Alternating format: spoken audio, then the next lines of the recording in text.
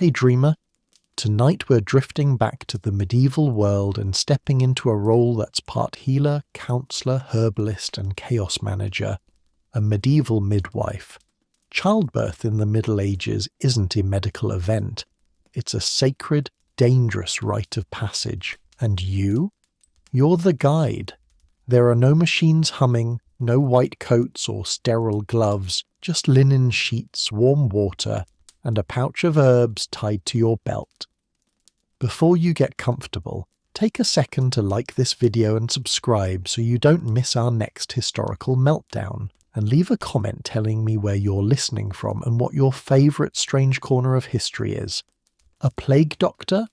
A medieval baker with a very suspicious bread recipe? Let me know, I'm curious. Now, dim the lights, close your eyes, and let your body rest. Tonight isn't just history, it's time for time travelling in pyjamas.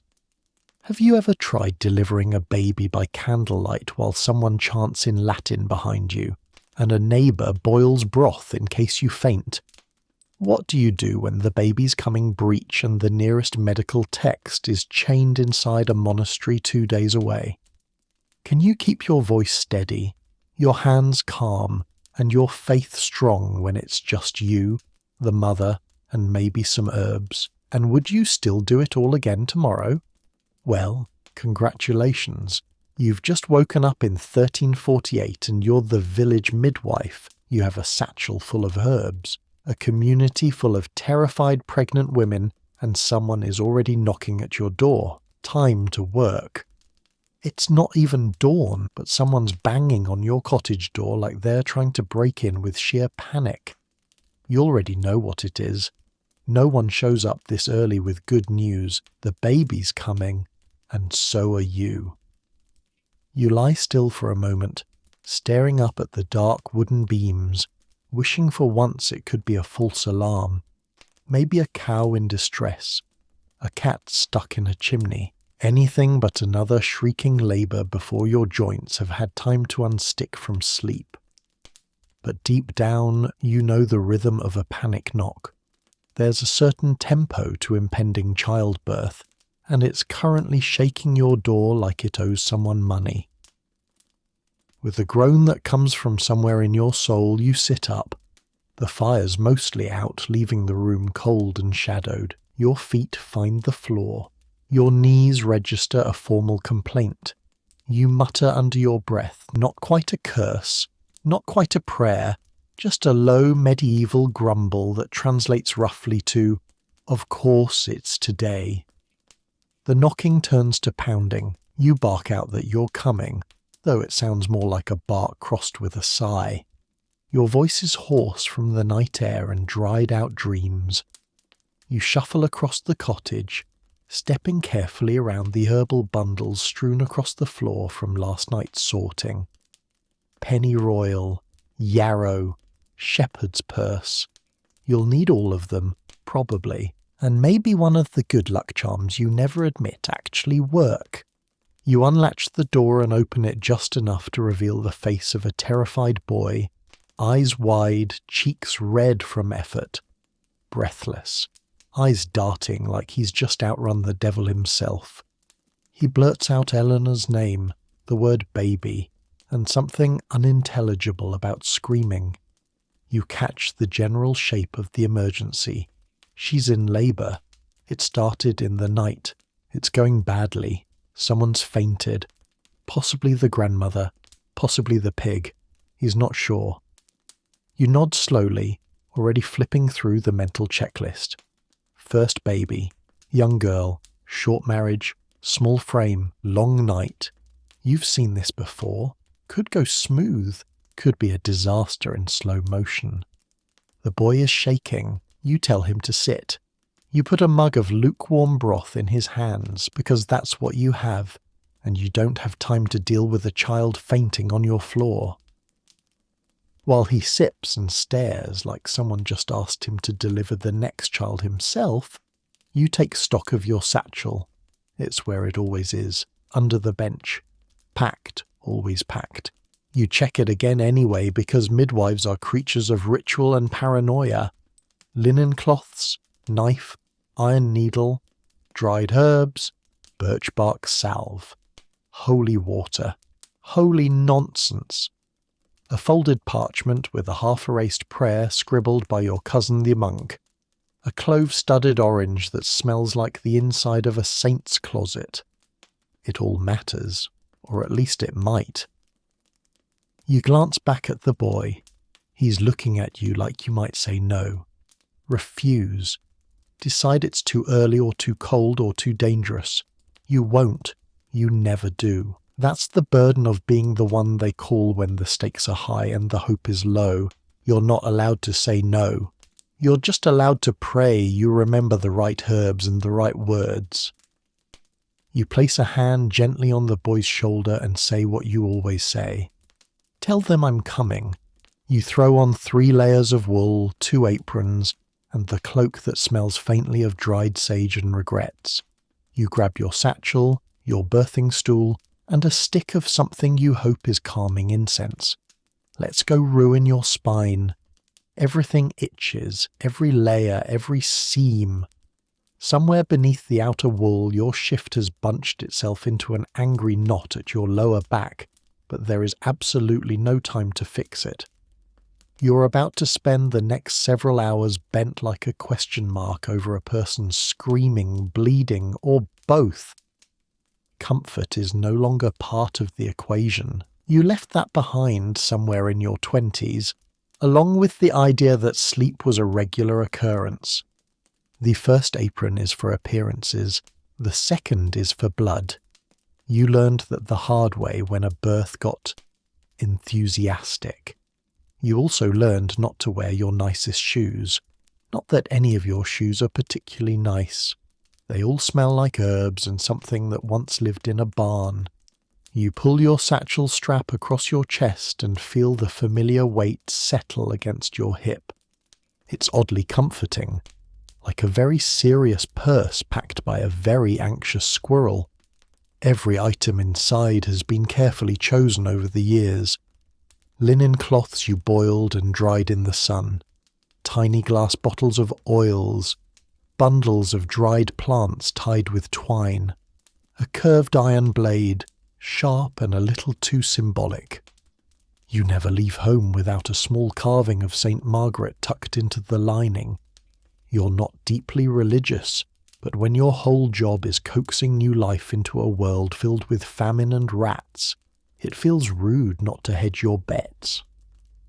The birthing stool takes a bit more effort. You've carried it so many times the handles are worn smooth. It's a simple thing, round with a hole in the middle, carved with symbols meant to bring luck or at least distract people from the fact that they're sitting on it, while giving birth in full view of 6 neighbours and a chicken. It smells like sweat, soap, and whatever was spilled on it last week. Probably broth. You check the incense stick before tucking it into your belt. You're not entirely sure what's in it anymore. Some kind of herb, definitely. Maybe lavender. Maybe a dried-up mystery from the back of your cupboard.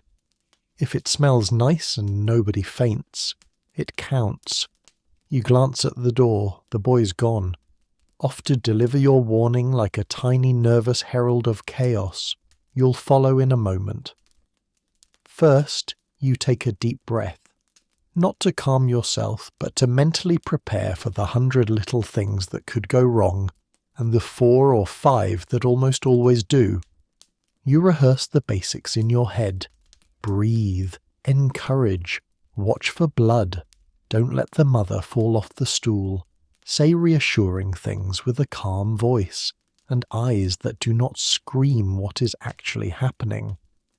If someone starts quoting old folk wisdom about fish bones and moon phases, smile politely and override them with actual knowledge. Outside you can hear the wind starting to pick up. The thatch rustles like it has opinions. You wrap your cloak tighter and give yourself one final pat down. Satchel, stool, cloak, apron, dignity, all present, more or less. You lift the latch, the door creaks open, here we go again. It's dark, cold, and muddy. Every step toward the labouring woman's house is a gamble between slipping in sheep droppings or getting sideswiped by a goat. You mutter a prayer and keep going. The road is less a road and more a series of wet guesses. You know this path by heart, but that doesn't stop your boots from sinking an inch with every step. The rain from 2 nights ago never quite drained, and now the village track has become a swamp with aspirations. You keep one hand on your satchel, and the other gripping the birthing stool like it's a sacred relic, which in this case, it is. The stool bumps your hip with every stride, a rhythmic reminder that comfort has officially left the building. Somewhere to your left something grunts. Could be a pig, could be a man, could be a particularly bold spirit. Either way, you do not break pace. You've reached the point in your career where if it's not bleeding or crowning, it can wait. Your breath fogs the air. Your cloak is already damp at the hem. You keep walking. The houses along the road are still mostly dark, save for the occasional flicker of candlelight behind a warped shutter. Someone is always up, someone is always watching. You wonder how many of them hear the screaming already. How many mothers lie awake, remembering their own labour. How many men pull the covers over their heads and pretend this has nothing to do with them. You nearly trip over a chicken. It comes out of nowhere, flapping with the energy of a creature that's seen things. You curse under your breath, then apologize to no one, or maybe to the chicken. It's unclear. Ahead, you spot the glow of a window. That's the house.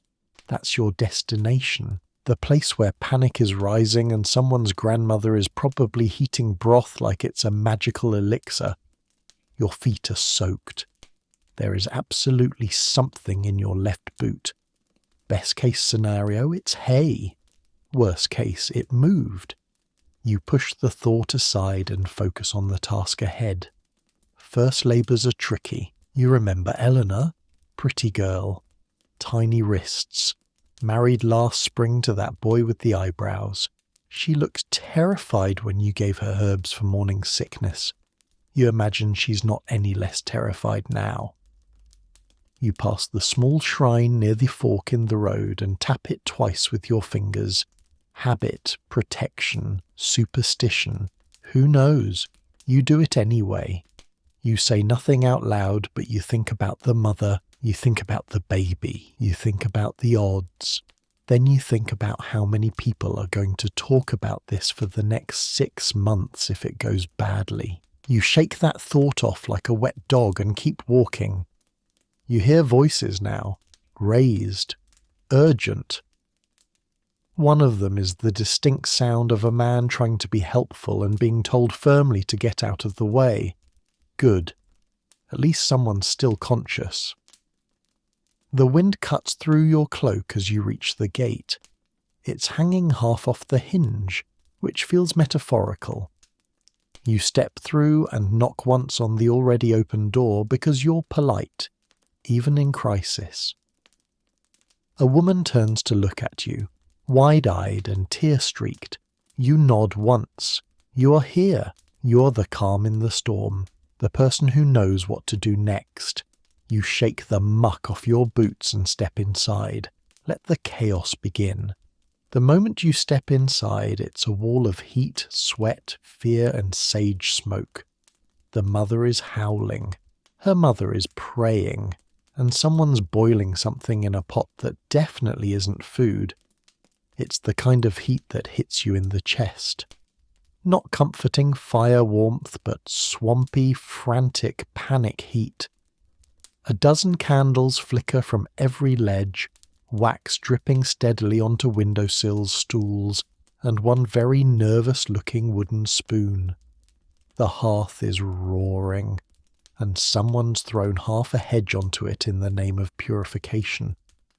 The smell of sage and rosemary hangs in the air, thick enough to chew. The smoke curls into your eyes, which immediately begin to water, giving the impression that you are weeping gently before the work has even started. An unintended power move.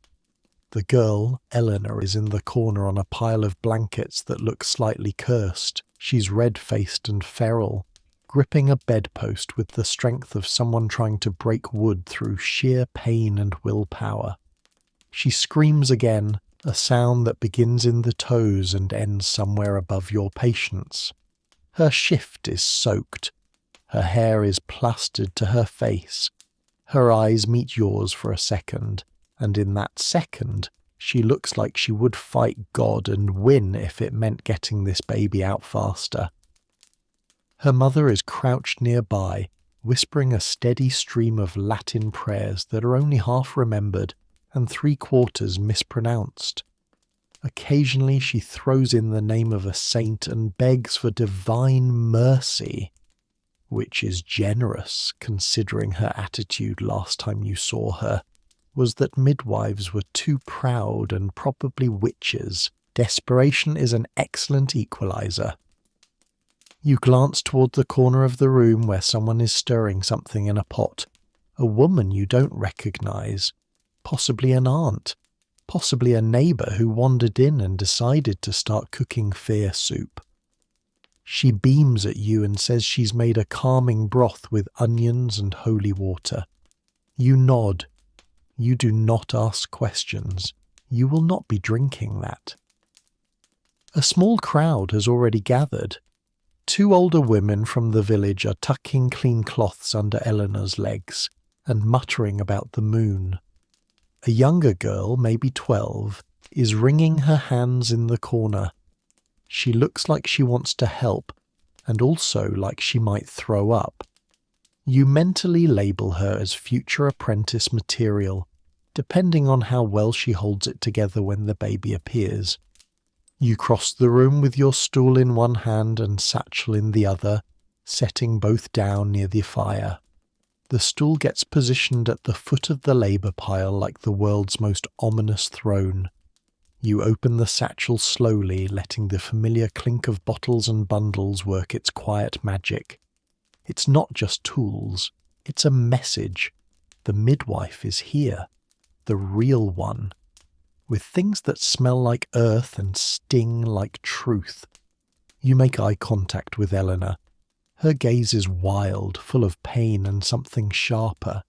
Fear. It's always fear, whether they're 16 or 36. The fear that something might go wrong and they won't be the one to say so. You speak her name quietly. She blinks. You speak it again, this time with a smile, and hold out your hand. She takes it. Good. You have her attention. Now keep it. You speak calmly, just loud enough for her to hear, and begin explaining what's about to happen. Not everything, not the scary parts, just the rhythm, contractions, breathing, the stool. You tell her what you will do, that she will feel pressure, that it will hurt, but it will pass, that you will stay. Always, you tell them that.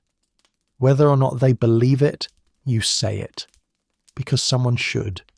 You tell her she's safe now, that you're here, that it's going to hurt, yes, but she won't be alone. She nods, barely.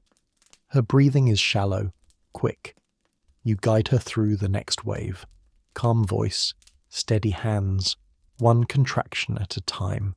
You wash your hands with tepid ale and a clean rag, then place a practiced palm on the mother's belly.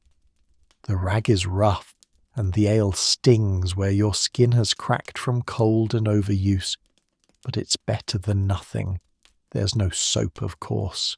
Just hope, herbs, and the general belief that cleanish hands are less likely to summon disaster. You wipe your hands dry on the inside of your cloak, then kneel beside the girl and breathe through your nose. The mix of sweat, sage, and broth is potent, but you've worked in worse. You press lightly along the taut curve of her belly, fingers moving with care, pausing at familiar landmarks. The uterus is hard. The tension rises with each contraction. You wait until the pain recedes before checking again. The baby is low, engaged, and positioned just right. You don't smile yet, but you allow yourself a small internal nod. You've seen worse. You've seen sideways. You've seen upside down. This, at least, is not that. You ask a few questions. How long? When did the pain start? Has her water broken? Is this her first? That last one matters. First labours are usually slow and dramatic, full of uncertainty, and too many people offering opinions that are not helpful. You glance around the room and count 3 women already beginning to suggest warm wine and holding your breath during contractions. You offer a nod that says thank you, and also please stop before I curse your soup. Eleanor groans, her face twisted in pain. You reach for her hand. She squeezes yours with impressive force. You remember this strength, the kind that belongs only to women mid-delivery or lifting cows out of rivers. You tell her she's doing well, that this is what it's meant to feel like, that the pain means her body is working. She does not look convinced, but she keeps breathing. You assess more than just her belly. Her eyes are sharp, not dull. She's hot from the fire, not a fever. Her lips are dry, but not cracked. Her pulse is quick, but not panicked. You notice small details. Her wedding band turning on her finger. Her hair braided back by someone who loves her. The corners of her mouth twitching with every contraction. You store these things away. Clues for later. Someone brings a bowl of water. Another offers a damp cloth. You accept both and begin gently wiping Eleanor's face and neck. Her skin is warm. Her breathing is starting to stutter with each wave of pain. You murmur soft encouragement. Not loud. Just enough for her to hear above the din. This part matters. This moment. When she begins to think she cannot do it. When you become the one thing anchoring her to the belief that maybe she can. You feel the next contraction coming before she says anything. Her stomach tightens beneath your hand like rope being pulled. She cries out. You guide her breathing. In, out, in again. You match your voice to the rise and fall of the pain. You've done this so many times. Your words flow without thought. You give the room another glance. The cloths are ready. The birthing stool is set. Your herbs are close. Everything is in place. You cannot predict the next hour, but you can be ready. You can stand between the unknown and the screaming and pretend, for her sake, that this will be fine. And maybe it will. Maybe this is one of the easy ones. Maybe today the story will end with laughter instead of prayers. You hold that hope lightly, like a candle in the wind. Then you kneel back down, place your hand again on Eleanor's belly and wait for the next wave. Other women begin to arrive, neighbours, sisters, and one very nosy aunt. They form a circle of experience, panic, and unsolicited advice. Time to manage the room like a medieval life coach. They come in waves, like contractions but louder and less coordinated. Each woman enters with a bundle of something, herbs, linens, or raw anxiety. Someone brings a hot brick wrapped in cloth.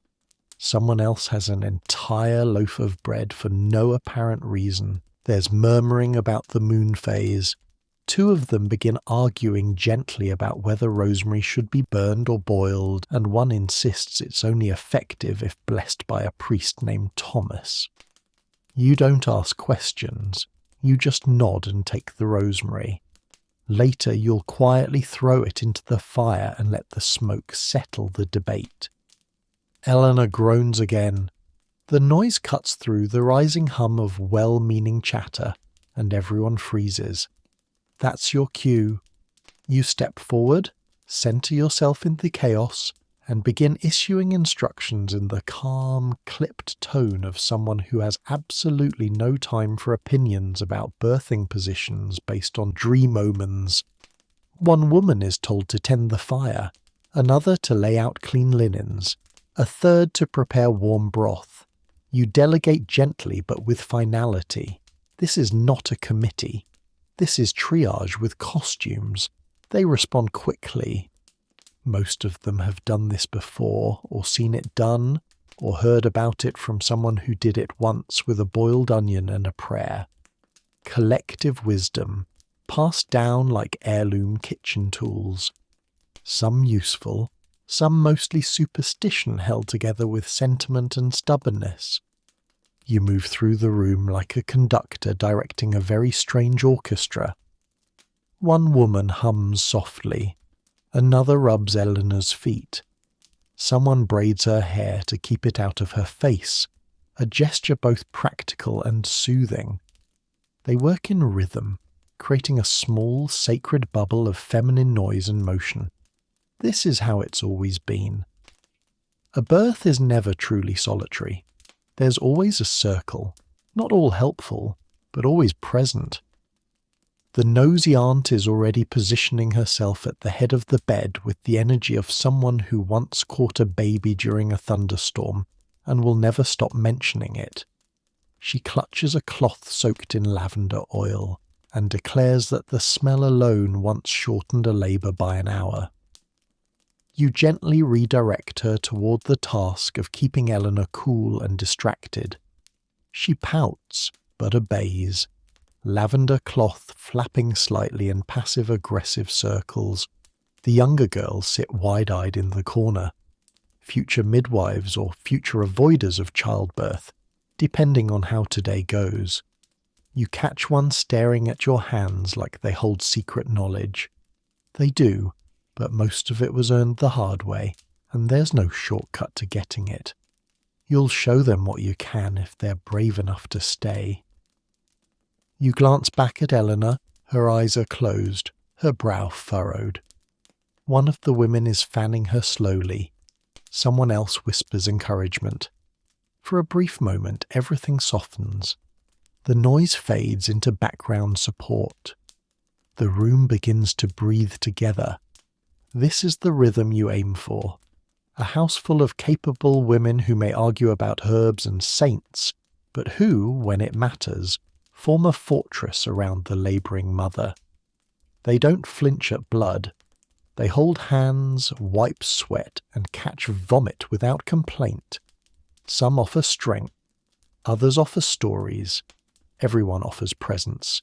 This is your team, not trained, not paid, not perfect, but loyal and loud, and somehow always enough. You open your satchel. Out come bottles, bundles, and one suspiciously sticky pouch. Raspberry leaf for strength, ergot for contractions, blessed salt for everything else. If it smells bad, it probably works. Your satchel is a miniature apothecary, a chaotic archive of plant bits, wax-sealed vials, folded cloth packets, and tiny wooden spoons you absolutely did not borrow permanently from the monastery kitchen. Everything in here has a purpose, or at least a theory behind it. Some of the herbs came from your own garden. Others were traded for, begged for, or stumbled upon with divine timing. Every item inside has been used before, some with miraculous results, others with mild confusion and the occasional rash. You lay the items out carefully near the hearth, away from the fire but close enough to stay warm. Cold oils are unpleasant, cold tinctures are worse. You sort by instinct. Speed, heat, pain, blood. Your hands move without thinking, like you're setting the table for a dinner party where the main guest is about to scream for 6 hours. The raspberry leaf goes into a small earthen cup. You crush it lightly and pour hot water over it from a kettle someone remembered to boil. You hand it to Eleanor, telling her to sip between contractions. It strengthens the womb, calms the nerves, and gives the illusion that something, anything, is under control. Whether it helps or not, the warmth alone brings some colour back to her face. Next comes the shepherd's purse. You tuck it aside for now. It's for later, hopefully much later. It's your friend in a bleeding emergency, and you hope you don't need its help tonight. You check your bottle of ergot tincture, still sealed. You'll use it only if labour stalls or if things begin to drag on long enough to invite danger. Ergot is powerful. One drop too many, and you're no longer helping. You're praying harder than you planned. Someone hands you a small candle, freshly lit. You nod, then place it beside your bundle of charms. Not every tool is a plant. Some are sewn, some are whispered. You have a length of wool string knotted 9 times, and blessed by a priest who definitely thought you were a bit much. You have a strip of linen said to have touched a relic of St. Margaret. You have prayers etched onto parchment in barely legible Latin. You use them all, not because you believe in all of them, but because the mother does, or her mother, or the room itself. And belief, like herbs, has its uses. You crush a bit of lavender between your fingers and wave it near Eleanor's face. She flinches, then breathes it in. Her shoulders drop just slightly. You smile just slightly. Progress. From your pouch you draw a small pot of ointment, beeswax and marjoram. You rub it on your hands. It warms the joints, hides less pleasant smells, and makes everything feel just a little more sacred. You remember the first time you used it. A winter birth, snow falling through the roof, the baby born with a cry strong enough to wake the chickens. You've made the same mixture ever since. One of the women leans in and asks if you want the bay leaves steeped. You shake your head. Not yet. Maybe for after. Maybe for the stew. Hard to tell sometimes. You return to Eleanor and place a pinch of salt on her forehead. She barely notices, but her mother sighs like a demon's been banished. You whisper a short prayer, one you learned before you could spell your own name. It doesn't matter if it works, it matters that you say it. Just in case things go sideways, the local priest swings by with holy water and a look that says he'd rather be anywhere else. You nod politely and mentally prepare for a baptism speed run. He hovers in the doorway like a man hoping to be invited in but praying not to be needed. The smell of candle wax and damp wool trails in with him. He clutches a small flask of holy water, a palm cross, and the distinct expression of someone who would rather wrestle theological doctrine than witness a birth. Which, to be fair, is understandable. You've seen many men faint at the first contraction. This one, at least, is trying. You greet him by name and gesture toward the corner of the room where he won't be in the way, but can still lunge forward if divine intervention becomes necessary. He sidesteps a puddle of broth and settles in like a man preparing for spiritual disaster. You know this drill. The priest is summoned not because anyone expects the worst, but because in medieval childbirth, the worst is always an option. Babies sometimes arrive silent. Mothers sometimes do not speak again. Everyone in the room knows it, whether or not they say it out loud. He murmurs a quick prayer, just loud enough to remind the saints that he's on shift tonight. You appreciate the effort. You've worked with worse. At least he's not trying to give medical advice. The last one kept suggesting psalms as a cure for breech positioning. This one seems content to let you work, which is rare and therefore precious. Eleanor's mother looks at the priest with watery eyes and mouths something like, "Save her." He gives her a nod that means nothing and everything at once. Then he pulls out a small book, well worn and slightly scorched around the edges. He's ready to baptize if needed. Emergency baptism is a grim phrase, but you've seen it done. A few drops of water, a hurried name, and a hope that heaven is paying attention. You get back to work, but you're aware of his presence.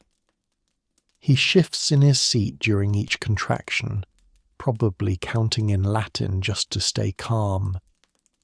You see his fingers move along the beads of his rosary. He doesn't look at Eleanor directly.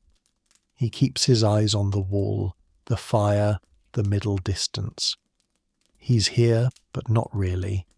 A spiritual insurance policy. The women in the room eye him cautiously. Some think he brings blessings, others think he brings doom.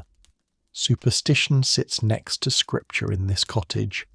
No one speaks it aloud, but you can feel the tension.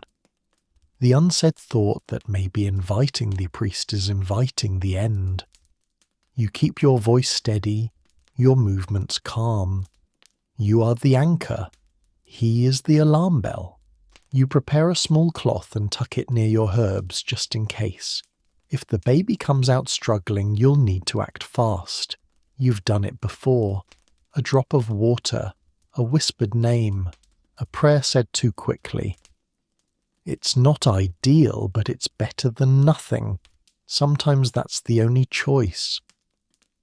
You glance at the priest and catch his eye for a second.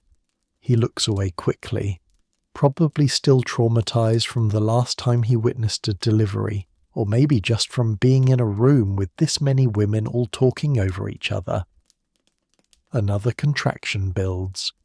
Eleanor groans. The priest flinches slightly. You resist the urge to roll your eyes. Instead, you return your focus to the mother, the living, the labouring, the here and now. Let the priest worry about souls. You'll handle the rest. Hours pass. The mother groans. You guide her through contractions like a conductor with no baton and an audience that screams at random. She sits, squats, and swears. You encourage. It's the kind of stretch of time that unspools slowly, in moans and minutes and bowls of rapidly cooling broth. You stop counting the hours around the third time someone asks if the baby is stuck. It's not yet. But it is stubborn. And so is the mother, which helps. You've seen plenty of labours get drawn out like this. The body works on its own clock and no one's been able to reset it. Not even the very confident herbalist, who once suggested singing louder to speed things along. Eleanor's strength is admirable. Her volume is impressive. She swears with increasing creativity, looping through saints, animals, and various family members. At one point she blames the baby's father, and then immediately blames God. You nod supportively. That's healthy. You've heard worse. Last winter, a woman shouted for 3 hours straight about a cursed cheese she'd eaten during Lent. You talk her through each wave, using the calm, slow tone of someone trying to coax a cat out from under a barn. Your words are simple. Breathe. In, out, again. You time your hand on her back with each contraction. You feel her muscles bunch, then shudder, then release, over and over.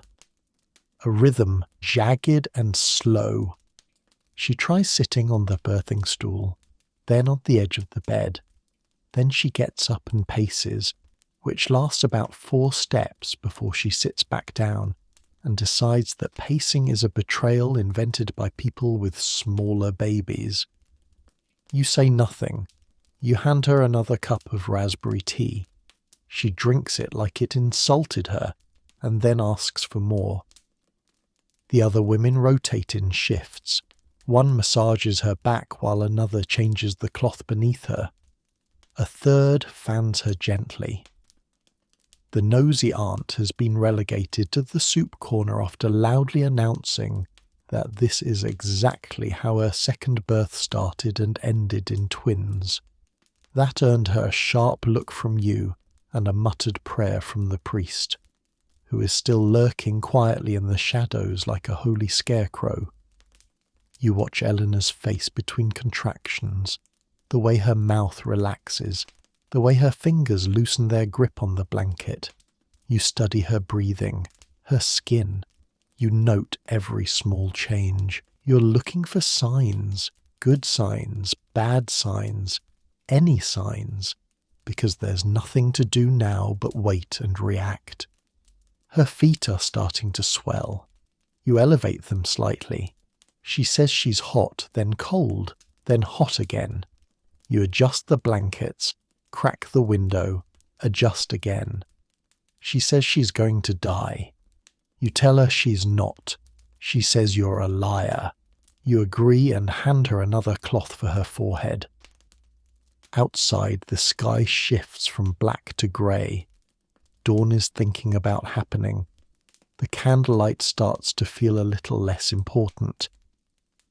One of the girls peeks outside and says the rooster's crowing. You pretend to care. You do not. Your world has shrunk to a single point, a single person, a single act. This is the part of the labour where time gets strange. Everything stretches. Everything tightens.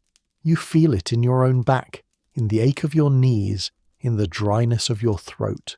Still, you stay steady. Still you encourage. Still you wait. And then something changes. A different sound. A sharper cry. Her hands grip tighter. You glance at her, and she meets your eyes with something new. Panic, yes, but also something else. It's almost time. Let's talk about the birthing stool. A wooden seat with a hole in it. It looks like a torture device and feels like one, but gravity helps, and so do your hands. You're basically a catcher in a ritual sport. The stool itself is unimpressive. 3 legs, slightly uneven, wobbly with age but still reliable. Carved symbols around the seat's rim offer vague protection from misfortune, fertility mischief, or possibly splinters. No one really agrees what they mean anymore, but they've been recarved so many times by village hands that it would feel unlucky not to include them. There's a small backrest, but no real comfort. Comfort was not built into medieval design. Survival was. Function over form. This stool is your tool, your partner, your nemesis, and your throne. You set it up earlier, in front of the hearth, angled for warmth and visibility, close enough to the fire to keep the muscles loose, but not close enough to startle anyone with stray sparks. The seat is draped with clean cloths, boiled, dried, and boiled again. Because you know what's coming, and you'd rather not scrape it off raw wood. The space below is cleared. Nothing should be in the way. Not a footstool, not a cat, not that one neighbour who thinks crouching nearby is helpful. Getting Eleanor onto the stool is its own process. She's exhausted and suspicious. You explain that it will help, that it lets gravity do the work, that it opens the pelvis, that women have used this stool for generations and somehow survived. She glares at you like you invented it this morning. You smile and pretend your knees don't hurt. She agrees to try. With 2 women bracing her sides, she settles onto the seat. Her knuckles whiten. Her breath hitches. The pressure is different here. More intense. The baby's weight shifts. Your hands stay close. One on her back, one gently resting near her knees. You don't take your eyes off her face. She groans, curses, leans forward, and clutches the arms of the stool like they've personally betrayed her. You begin the rhythm again. Breathe in, push with the pain. Let it go. Again and again. You talk low and steady, keeping time with her body. Your voice is part of the atmosphere now, like the fire, The prayers, the creaking of the stool as it bears down under generations of pressure. You crouch between her knees, watchful, waiting. There's nothing glamorous about your position. You are in the splash zone, the pain zone, the zone where blood, sweat and life converge. But this is your place, the place you chose, or maybe the place that chose you. You don't think about the mess anymore, only the movement, only the shape of things to come. The stool holds her upright but grounded. Her body takes the lead. You just follow. She grits her teeth through another contraction, and you feel the shift. The baby is close. You reach up to support her lower back and shift her slightly forward. Her knees part wider. Her voice cracks into a cry that tells you exactly what stage you're in. Transition. The final stretch. The point of no return. There's no more chatter now. No more unsolicited herbal suggestions. The room holds its breath. This is the moment the stool was made for. To hold the mother in a space between collapse and control. You grip her thighs gently and say the words again. You are strong. You are safe. The baby is coming. And beneath her, the world begins to change. Sweat, blood, hot broth, burned sage, animal hair. The smell is somewhere between a wet barn and your weirdest dream. The sound? Mostly screaming with occasional sobs and whispered prayers. There's nothing quite like the scent of birth in a small fire-warmed cottage with a thatched roof and no ventilation. Every surface is soaked in emotion, and probably something else. The air is thick with the effort of living, of pain, of hope, of every herb ever gathered and dumped unceremoniously into a simmering pot by an overly helpful aunt. The broth has boiled so long it smells like it's turned philosophical. You're not sure it's edible anymore, but no one dares throw it out. It's become part of the ritual. The sage hangs heavy in the air, curling into the corners like a ghost with opinions. Someone burned it to purify the space. Someone else added rosemary to help the spirit of the child find its way. You don't question it. The room smells like a medieval incense workshop exploded, but at least it covers the iron tang of blood, the sharp sourness of sweat, the damp wool, and the unmistakable scent of fear. You've learned to breathe shallowly, to work around the smells, to keep your own hands scented with lavender and beeswax just to avoid gagging at the wrong moment. You don't flinch when someone vomits near your shoes. You don't react when someone in the corner starts crying for their mother, even though their mother is the one giving birth. The sounds are just as intense, screaming yes. That much is expected. But there's a rhythm to it, a pattern that builds and breaks like waves. You learn to measure progress by volume. The lower moans mean progress. The high-pitched shrieks mean transition. And the silence. That's when you worry. That's when you lean in and check everything twice. Eleanor alternates between wailing and whispering. She's exhausted. Her voice has gone hoarse.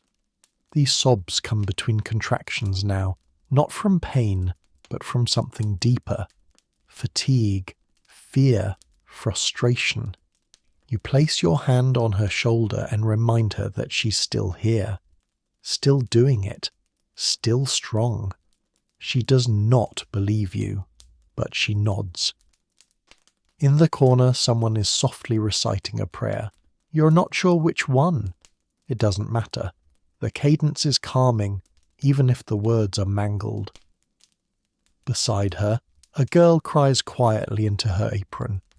No one tells her to stop. This room allows for all reactions, no judgment, no shame. just noise and motion and survival.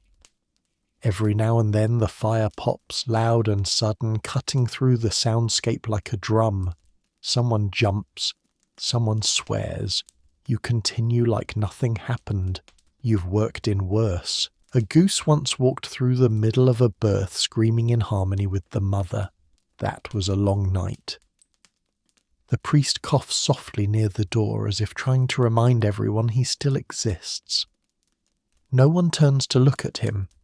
He's an accessory now, a fixture at the background, clutching his cross like a man stranded in the middle of a storm with nothing but a soggy map. And through it all the cottage heaves, it breathes, it feels alive, groans of pain, murmurs of reassurance, the rustle of cloth, the crack of joints, the occasional splash of water into a bowl. You've grown so used to the noise it almost fades into a lullaby, a very chaotic, deeply stressful lullaby. But a lullaby nonetheless. This is the music of birth, messy, loud, chaotic, holy. You hum along with it, pressing a cloth to Eleanor's forehead as her body shakes with the next wave. The baby's feet are coming first. You sigh. It's one of those days. You roll up your sleeves and reach in like a very gentle locksmith performing a miracle inside a human being. No amount of herbal tea or whispered prayers is going to flip this baby now. You've felt enough ankles poking their way into the world to know this is a breach, plain and simple. It's the kind of twist in a labour that turns a hard job into a harder one. You don't panic. You've done this before.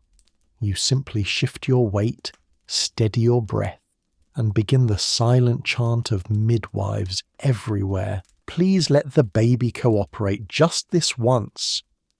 You kneel between Eleanor's legs, eyes locked on the impossibly small but undeniable soles of 2 feet, making their slow, squishy descent into history. Breech births are tricky, slow and dangerous, but sometimes babies just have their own ideas about how to enter the world. Backwards, upside down, feet first and furious, and your job is to meet them where they are and gently convince them to keep going. The room changes, it always does. People sense the shift even if they don't understand it. The nosy aunt stops narrating. The priest lowers his head a bit, clutching that cross like it might come in handy. One of the sisters starts crying silently in the corner, which is more distracting than helpful. You block it all out. The air thickens, the space shrinks. It's just you, Eleanor, and 2 very small feet now. You speak calmly to her, low and steady, no panic, no promises. You tell her to breathe through the next wave, to lean forward slightly, to keep her chin down. She's shaking now, not from fear. She passed fear an hour ago, but from sheer exhaustion. Her hands grip the birthing stool so tightly you wouldn't be surprised if there are permanent dents in the wood. Your fingers work slowly, patiently, easing the legs free as they emerge. No tugging, no rushing. You can't force this. The hips are the true test. If they make it through cleanly, you might have a fighting chance. If not, you're in trouble. You adjust the angle slightly. There's movement, tension. You feel the tiniest shift under your fingertips, a breath of progress. Then everything stops. You take a beat, reassess. You've learned that sometimes the body just needs time, and sometimes the baby is playing an elaborate game of not yet. The feet are out, the legs are out, but now it's a waiting game. One you've played before. Eleanor groans in frustration. She's unravelling at the edges now, muttering that she can't do this, that something's wrong, that maybe the baby changed its mind. You place a firm hand on her shoulder and look her in the eye and say, "You're doing everything right, the baby's just dramatic." She gives you a laugh that turns into a sob halfway through. You wipe her brow with a damp cloth, give her a sip of water, and whisper a half-serious prayer to St. Margaret, patron of childbirth and difficult babies. Behind you, someone starts stirring more broth, as if soup has become the holy ritual that will save them all. The fire cracks. The wind rattles the shutters like a distant reminder that time still exists out there. But here, nothing moves. And so you wait, knees aching, hands poised, mind focused. This isn't the birth yet, but it's close. Her screams grow louder. The baby is almost here.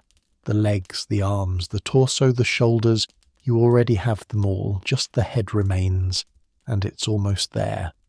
One more contraction. You guide gently with practiced fingers, easing the neck downward, keeping the angle right. It's a delicate maneuver, but not a new one. The baby turns slightly, chin tucked like a child remembering its lines in a play, and then, with a final shout from Eleanor and a sharp breath from you, the head slips free. You have the baby, warm, slick, real, in your hands, and for a second it is terrifyingly still. You move fast, clearing the mouth and nose, rub the back, rub again, whisper, tap, not hard, just enough. You say the same words you always say, the same words every midwife says. Come on, little one, time to breathe now. There's a twitch, then a gasp, then that sound, sharp, wailing, perfect. The cry punches through the cottage like a crack of thunder. The room erupts, a gasp from one sister, a sob from the aunt. The priest mutters a thank you so quickly it might have been in Latin. The air comes back into the room all at once, like everyone had been waiting to exhale together. Slippery, red, and howling. It's a girl. She screams. Good sign. You cradle her in your hands for a moment longer, letting the sound of her cry echo through the room. There's something so satisfying about that noise. The shrill, wet wail of lungs that work. You've heard silence before. The kind that curls your stomach and makes everyone in the room look at the floor. But not today. This baby is loud, furious, and very much alive. You give her a quick look over, eyes squinted shut, mouth open, limbs flailing like a tiny angry octopus. Fingers, present. Toes, present. Head, appropriately shaped given the circumstances. She's a little bruised from her dramatic upside-down entrance, but that's to be expected. You whisper a soft thank you, half to the child, half to whatever power might have been watching. Eleanor is still catching her breath, slumped against the birthing stool like she just wrestled a bear and won by technicality. You hold the baby up where she can see. It's a girl, you say, and her eyes flood all over again. You lay the newborn on her chest. The baby nestles into the warmth like she's been here all along. Eleanor wraps both arms around her, hands trembling, mouth open in a wordless sob. One of the women starts humming low and slow, a sound that fills the space between all the things no one knows how to say. You let it happen. The song is older than anyone in the room, and probably older than the walls themselves. The air is thick with the usual cocktail of smells: blood, sweat, sage, a little broth, a hint of goat. You're too used to it to be bothered. You clean off your hands, or at least wipe them enough to qualify as less horrifying. Then you check the umbilical cord. Still pulsing. That's good. You wait. No rush. You've got time. You glance back at the baby, now blinking slowly, already quieter. She's curled into Eleanor's chest, skin to skin, heartbeats sinking like magic. There's a strange silence in the room now, not empty, but full. like everyone is waiting for the world to start again. Behind you, someone is crying into a cloth. Another is laughing because sometimes those are the same thing. The priest has already wandered out, having done the holy part, or at least muttered enough Latin to qualify. Someone offers you a piece of bread. You take it without thinking and chew like a person who forgot they even had a mouth. Eventually the cord stops pulsing. You tie it off with clean thread from your satchel and reach for the knife. It's sharp, sterilized in whatever passed for boiling earlier this morning. You cut, quick and clean. A small detail, but it matters. The baby is no longer part of her mother's body. She's her own person now, still screaming, still pink, still very, very real. You hand the baby back to Eleanor, who wraps her close like a secret she doesn't want to share just yet. The other women finally begin to move again. They clean, straighten, tend to Eleanor. Someone brings water. Someone else fetches more linens. You sit for a second on the stool and try to remember how your knees are supposed to work. You're not done. The placenta still has to come out. You massage the mother's belly and wait, praying it comes out whole. If not, you're in trouble. So is she. This is the part no one ever talks about in songs or paintings. The baby's out, the room is crying, and everyone wants to think it's over. But no, there is still an organ the size of a dinner plate clinging to the inside of a uterus like it pays rent.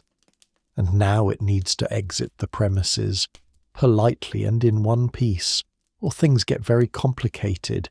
You keep your hand steady, one flat palm on Eleanor's belly, gently kneading down in small circles, encouraging the uterus to tighten and let go. You murmur something about just a little more, and Eleanor opens one eye with the expression of a woman who thought she already gave you everything she had, and is now wondering if she misjudged your definition of done. It's not another baby, you clarify. She grunts, possibly a threat. You press again, this time a bit more firmly. There's a shift, a warm gush. Not blood this time, but something thicker, meatier. You feel the cord tug and look down. There's movement. A slow slide of something deep red and strangely beautiful in its own horrible way. The placenta. You guide it gently out, watching carefully. You've seen them come in pieces before. That's how you lose mothers. You don't let that happen. Not on your watch.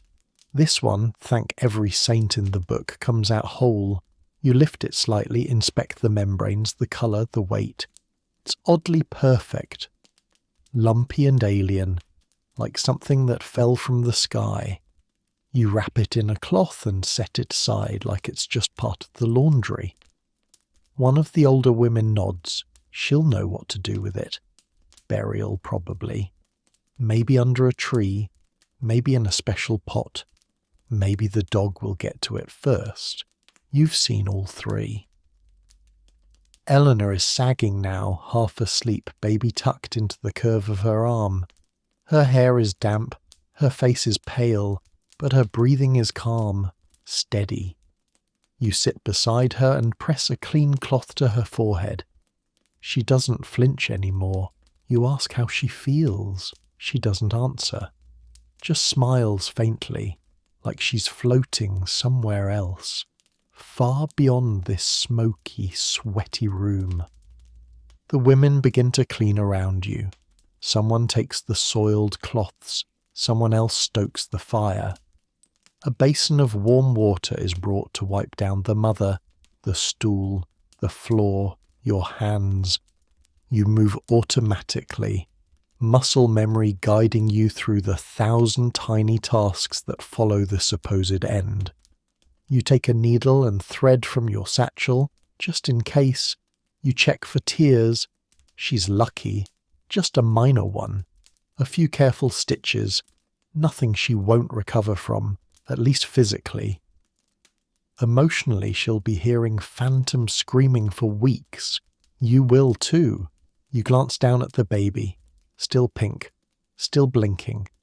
She looks like she's judging you. That's fine. She earned it.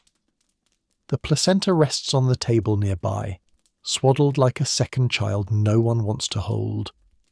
You eye it again, just to be sure. Still intact, still done. You sit back with a groan and stretch your arms behind your head, hearing every joint in your spine sound off in protest. The battle is over, the clean-up has begun, and in the middle of it all, a mother sleeps, a baby dreams, and a midwife wonders whether she'll have time to eat before the next knock on the door. You wash the baby in lukewarm wine and water because hygiene is mostly hope and fermentation. You wrap her in a linen blessed last week and hand her off to her mother. Victory. The wine bath is more ritual than science. A little splash of something sacred, a little splash of something sour, and a lot of wishful thinking. The wine is cheap and smells faintly like disappointment, but it's warm, and that counts for something. You pour it carefully over the baby's back while supporting her in the basin with one hand. Your fingers slick against her tiny, slippery body.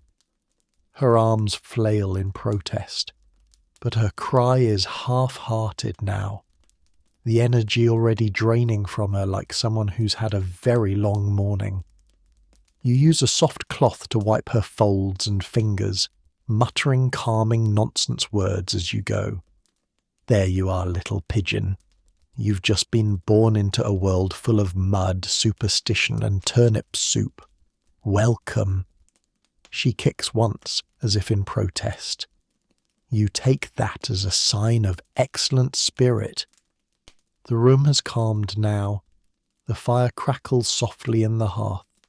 Eleanor is still cradling the baby's weight on her chest, dozing in that way only new mothers can, half asleep but tuned in to every sound.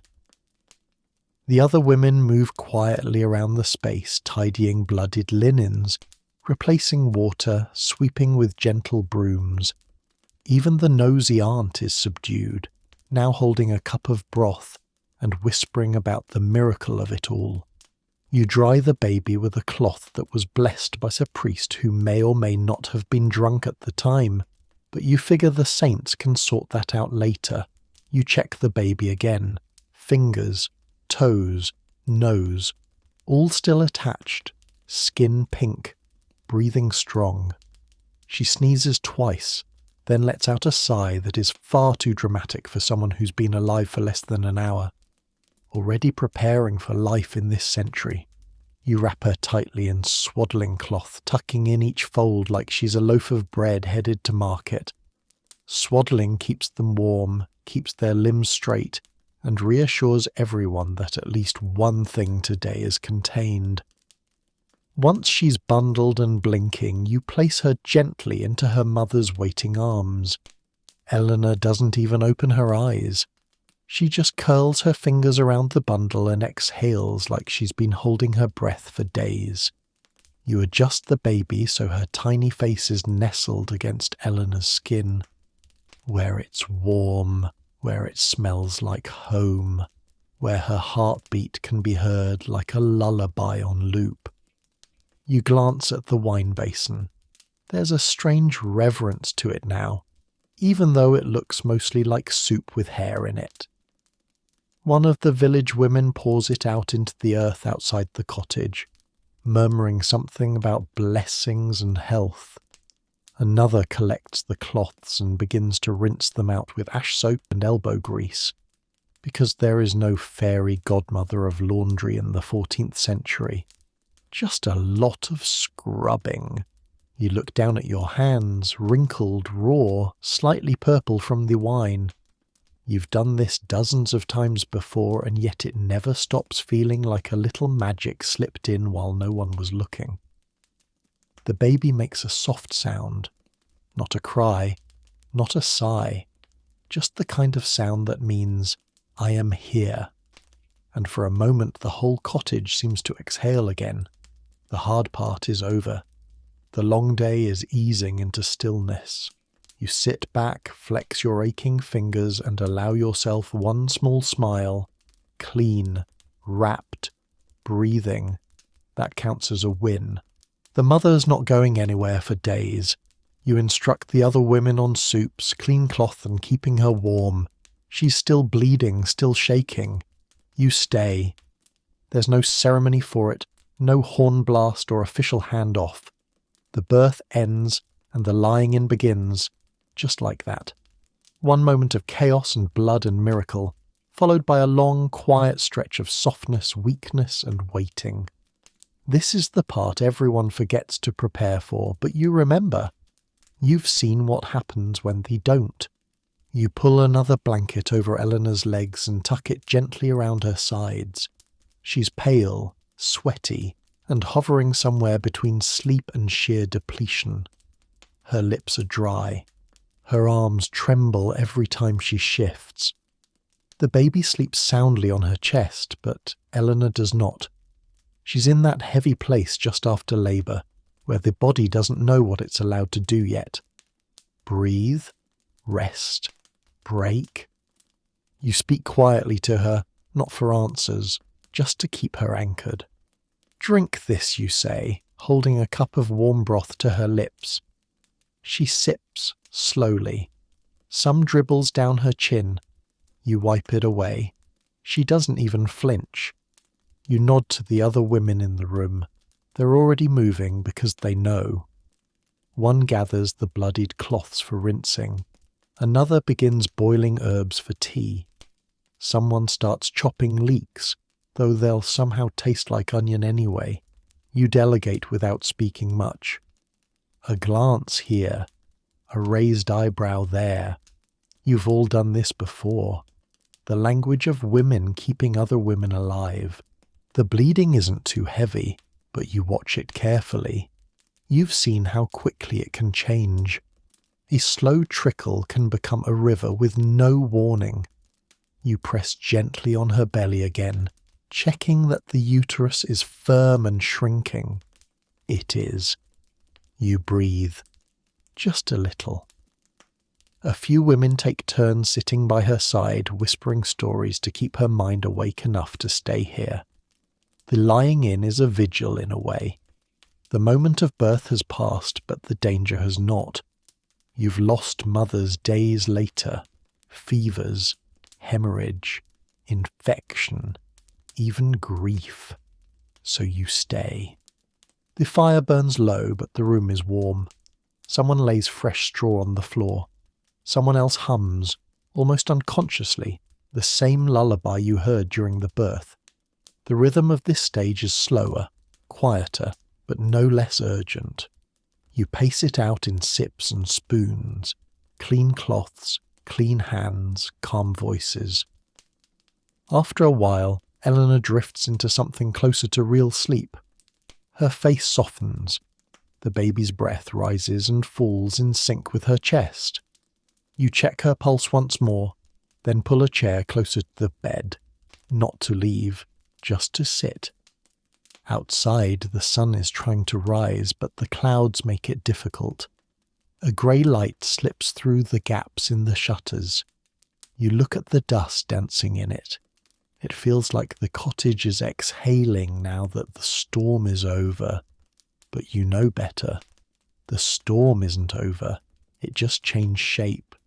You lean back and rest your eyes just for a moment. Not to sleep, just to listen. To the breathing. To the creak of floorboards. To the soft splash of water being changed in the corner. Every sound in this room means she is still here. So you stay. You always stay. Just a little longer. You help the baby latch. If she doesn't, you call in a neighbour who nursed a goat once and might be able to help. Her mouth is small and clumsy, rooting with a frustration that's entirely justified for someone who's been alive for less than a day. You guide her toward the breast with 2 fingers and a soft prayer, hoping nature will take over where your training leaves off. Sometimes it works like magic. Sometimes it's like trying to get a cat to drink soup from a thimble. Today, it's somewhere in between. Eleanor winces as the baby sucks, then breathes out slowly as the latch settles. It's not comfortable. It never is at first. But the baby is feeding, and that's more than most get on the first try. You watch carefully, checking for the rhythm of swallow and breath. Everything else in the room fades away. It's just the two of them now. One body still learning how to let go, one body learning how to survive outside. Milk is a tricky subject. If it flows, great. If not, then you start your tour of local women who might still be nursing, might be willing to share, or might at least have successfully kept a piglet alive and are feeling generous. Some women lactate for weeks after their own babies are weaned. Others never do. And when milk doesn't come, it becomes a problem wrapped in shame, tied up with whispers and superstition. You've seen women blamed for their own empty breasts, accused of curses, bad character, even too much thinking. One poor girl was told she read too many psalms and dried herself out with scripture. You try not to let that nonsense creep in here. If Eleanor can't feed the baby, you'll find someone who can. But for now, the baby is sucking and Eleanor is grimacing through it, and that's a start. The neighbour you joked about, the one who nursed a goat, she's real. Her name's Margaret, and she once fed a lamb and a set of twins in the same winter. She stands outside now, ready to be summoned just in case. That's village life. A rotating cast of women and animals, all slightly interchangeable when it comes to survival. Colostrum, the early milk, is what the baby needs most right now. It's thick, golden, and packed with whatever mysterious force keeps babies alive when they look like they shouldn't be. You explain this gently to Eleanor, who is too tired to fully understand, but nods anyway. She's trying. They both are. The politics of milk extend beyond biology. If a noblewoman has a child, she hands it off to a wet nurse within days. Breastfeeding is considered too earthy, too personal, but for the rest of the world it's life or death. You've watched women barter for milk, cry over it, give it away when they didn't have enough food for themselves. You've seen men get jealous over it. You've seen priests try to regulate it, but mostly you've seen women give it freely when it mattered most. The baby pauses and hiccups, milk dribbling from the corner of her mouth. You wipe it gently with the edge of a linen and shift her slightly. Eleanor closes her eyes and leans back, a little less rigid now. You watch the slow rhythm of feeding settle into something calm, something that might even be called peace. It won't last, it never does. But for now, she feeds, you watch, you wait. You are, once again, part of the quiet miracle that no one will ever write a song about. Someone's mother-in-law suggests a tea that always worked for her. You smile, nod, and hide the poisonously bad advice under your cloak. You're the expert here. Barely. She means well, of course. They usually do. But meaning well is how you end up giving a postpartum woman a mug full of herbs that double as a laxative and a mild hallucinogen. You once saw a new mother fall asleep in a bucket after someone's aunt gave her a revitalizing tonic.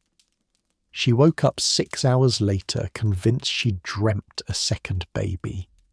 That story does not get told often, but it lives inside you like a cautionary tale stitched into your soul. The in-laws mean tradition. They mean hovering. They mean suggestions that sound like riddles and cures that haven't been vetted since the Crusades. One suggests tying garlic around the baby's neck to ward off colic. Another recommends rubbing badger grease on Eleanor's back to reconnect the womb to the soul. You nod, make an affirming noise, and mentally categorize it as medieval nonsense for later disposal. The trick is managing them like skittish livestock. Don't contradict too directly. That only makes them dig in harder. Smile, make it seem like their idea was considered, and redirect quickly. Interesting. I've heard that too. Let's try some warm broth first, and maybe keep the badger grease on standby. That kind of thing. It works. Mostly. Today's ensemble includes Eleanor's mother-in-law, her sister-in-law who has clearly never had children but read a pamphlet once, and one cousin who just likes to be involved. They hover like overripe bees, buzzing with opinions and stories from 30 years ago that are irrelevant to literally everything happening right now. You take a deep breath and keep your tone steady. Let's give her some time to rest. She needs quiet. Which is code for please go home or at least stop shouting about how your cousin bled for a week and lived. Not helpful. One of them starts rearranging the linen stack. Another stirs the fire like it insulted her. You try not to scream. At one point, someone tries to reposition the baby mid-feed because her head looks too low. You gently intervene. Let's let her finish feeding first. Then you move the baby yourself 2 minutes later and act like it was a spontaneous adjustment. It's all a game, a strange, exhausting interpersonal performance, and you, the midwife, are expected to play host, expert, and emotional referee all at once. Eleanor, to her credit, keeps her eyes closed through most of it. You suspect she is pretending to sleep, which might be the smartest choice anyone in this room has made all day. The baby is content. You are mostly pretending not to lose your mind. The mother-in-law finally sits down, muttering about how she was already cooking when her son was born and didn't need all this attention. You do not engage. Eventually the room thins out. One by one they trickle out to check on meals, animals, chores, or simply to gossip about how you clearly have no idea what you're doing despite the very much alive mother and baby. That's fine. You don't do this for praise. You do it for survival, for babies that breathe, for mothers who heal, for the few quiet moments between waves of opinion. You give Eleanor a sip of warm tea, the one you chose, not the one with goose fat and witch hazel. She swallows and sighs. That's your win. Let the in-laws brag later. For now you're the one keeping this whole mess stitched together, and you didn't even need badger grease. You monitor the baby. Breathing, colour, reflexes. You monitor the mother. Bleeding, fever, despair. You stay until you're confident no one's going to quietly die while no one's looking. Because that's the terrifying part. The ones that slip in softly without much warning, while everyone else is focused on soup or folding cloths, or arguing about which saint protects against infection. You've seen it before. A baby who seemed fine, just sleepy. A mother who was talking 1 minute, and ice cold the next. So you don't assume, you check, then check again, and again. The baby is swaddled and dozing. Her breath comes in tiny puffs, the kind you have to lean in close to hear. You count them anyway. 1, 2, 3. Pause. Then a breath again. You gently tug at her foot. She flinches. That's good. Nervous system seems to be working. You let your fingers brush under her jaw, feeling for the pulse like a whisper under the skin. Still there, still strong. A tiny, stubborn rhythm refusing to go anywhere. The mother is trickier. Eleanor looks fine on the surface. Calm, pale, but breathing steadily. But you've seen women push themselves into stillness while their bodies fall apart underneath. So you check, gently, discreetly. You touch her wrist. Take her temperature with the back of your hand. Press lightly on her belly to feel the firmness of the uterus. Ask questions in soft tones, gauging the clarity in her answers. "How's the bleeding?" you murmur. She glances down, then nods weakly. Still manageable. For now. You hand her another cup of water. She drinks more this time. That's good too. Dehydration's a cruel trickster, arriving just when things seem to be settling. You've had mothers with fevers by nightfall, trembling with chills, confused and drifting. Sometimes it's a retained bit of placenta. Sometimes it's infection. Sometimes it's simply that their bodies have nothing left to give. You remind yourself of that as you check her again. Her skin is warm but not hot. No tremors. No pain when you press. You can breathe. Just a little. Someone else might see her lying there and think she's resting, but you know how to see more than what's in front of you. You watch the way her eyes track the room, how she tenses slightly when the baby cries, how her hands keep touching the same edge of the blanket over and over, like a ritual to keep the fear at bay. That's not nothing. That's a woman holding it together. You say her name gently and she looks at you clear-eyed. Tired, but not vacant. She's still here. That's the important thing. You stand and stretch your legs, quietly walking the room again. You check the cloths, the waste basin, the little blood-stained rag you tucked under her earlier. It's not soaked through. Another good sign. You pour out the used water. Fetch more. Keep your hands busy while your brain races through a list of potential emergencies, one by one, ruling them out. The others in the cottage keep their voices low now. Someone's tending the fire. Someone else is boiling more tea, this time from the herbs you approve of. The chaos of birth has given way to the slow vigilance of healing. You crouch again by Eleanor's side and tuck the blanket around her shoulders. She's nodding off now, more naturally this time, no longer fighting the pull of sleep. You check the baby once more. Still pink, still breathing. You sit back against the wall just for a moment, just to watch. They hand you a sack of flour, half a chicken, and 3 times a thank you. You smile. It's better than last time, when you were paid in turnips and a cursed spoon. You don't do this for money, mostly because there isn't any. Coins are rare, especially in this corner of the world where most wealth lives underground in the form of root vegetables and livestock that refuses to cooperate. Payment, if it comes at all, arrives in the shape of whatever the family can spare without starving. Sometimes it's a fresh loaf, sometimes a bolt of homespun linen. Once it was a dead squirrel and a compliment. You try not to take it personally. Today you cradle your winnings like a champion. The sack of flour is tied with a bit of twine and smells faintly of moths. The chicken is not technically whole, but the half that remains seems robust and recently alive.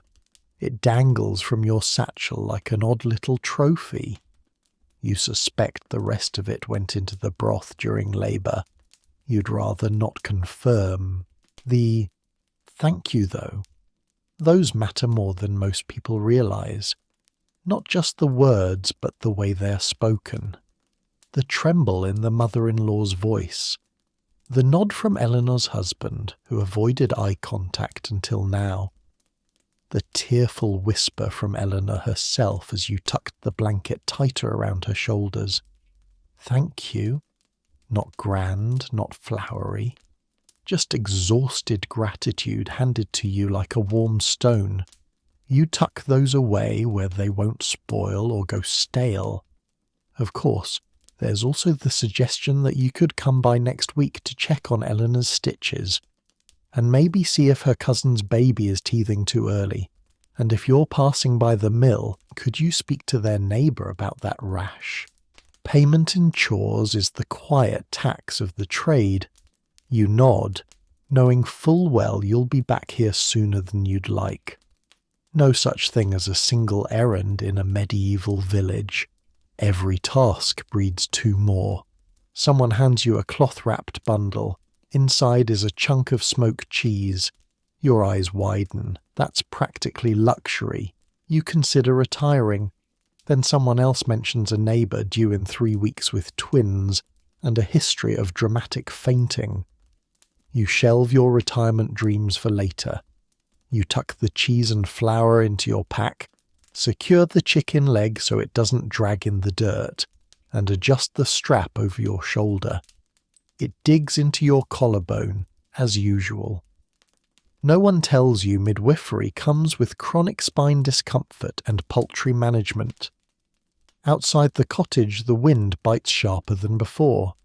You pull your cloak tighter and look back at the door. It's closed now. Quiet inside. A mother sleeping, a baby breathing. That's worth more than any sack of grain. No one gives medals for what you do. No statues, no songs. Just a chicken, a bit of cheese as the quiet knowing that you were there. That you kept one more thread from snapping. That'll do. You begin the slow walk back toward your cottage, already listing the things you'll need to restock. You're out of raspberry leaf, nearly out of clean cloth, and you might have to trade some of this cheese for firewood. You pass a neighbour who nods and says she heard the baby's screams from halfway across the village. You nod in return. That's always the best sign. You're tired. Everything aches. It's dark again. You squint at the moonlight and hope no one else is in labour tonight. Your boots squelch. Your knees complain. You're not sure how long you've been awake. Time bends around births. You enter the house at dawn and emerge at dusk, or the other way around, and the sun just shrugs. The walk home stretches like a second shift. You adjust your satchel, which is now slightly heavier from your payment, and awkwardly weighted on one side thanks to the dangling half chicken. Every step sends a small jolt up your spine, and your thighs are staging a quiet protest with each squelch through the mud. You pass the same tree you always pass, the one that looks vaguely like a screaming man if you squint at it in the right light. Tonight it feels like it's screaming in solidarity. You mutter to yourself about the state of the road, though no one is around to hear you, except the owl, and you suspect the owl is judging you. Your hands are raw, your cloak smells like sage and sweat, and your feet feel like someone replaced them with 2 bags of damp laundry. You keep walking. Because what else is there to do? The wind picks up, not dramatically, just enough to remind you that your hood doesn't quite reach where it's supposed to, and that your nose is in fact still attached and still cold. You sniff, adjust your satchel again, and stumble slightly on a rut in the path. The chicken swings in protest. You apologise to it. You're not sure why. You pass 2 cottages with their shutters closed. No candlelight, no signs of life. A blessing. You stop briefly to look up at the sky. Stars blur in and out behind clouds. Your breath fogs in the air, and for a moment it feels almost peaceful, until your hip seizes up and reminds you that you're not 20 anymore, not even close. You wonder if anyone's ever invented a job more physically punishing and emotionally unpredictable than midwifery. You haul yourself through muck, carry strangers through panic, perform delicate miracles with numb fingers, and get paid in root vegetables. But then again, you think about the baby's first cry, the way Eleanor looked down at her daughter like she'd just invented the concept of light, and the way you knew that they'd both made it through. That part doesn't get old. You shift your weight, groan softly, and keep going. Almost home. You reach the familiar bend in the road, where the path turns by the old stone wall that's crumbling on one side and covered in moss on the other. Your cottage sits just beyond it, small and crooked and absolutely perfect. Smoke curls gently from the chimney. Your goat, asleep under the awning, opens one eye to acknowledge your presence with the enthusiasm of a tax collector. You trudge up to the door, boots heavy with mud, cloak stiff with dried effort. You knock the muck off your soles, push open the door, and exhale as the warmth hits your face. Inside, everything is quiet. The hearth glows low. Your spare set of clothes waits by the fire.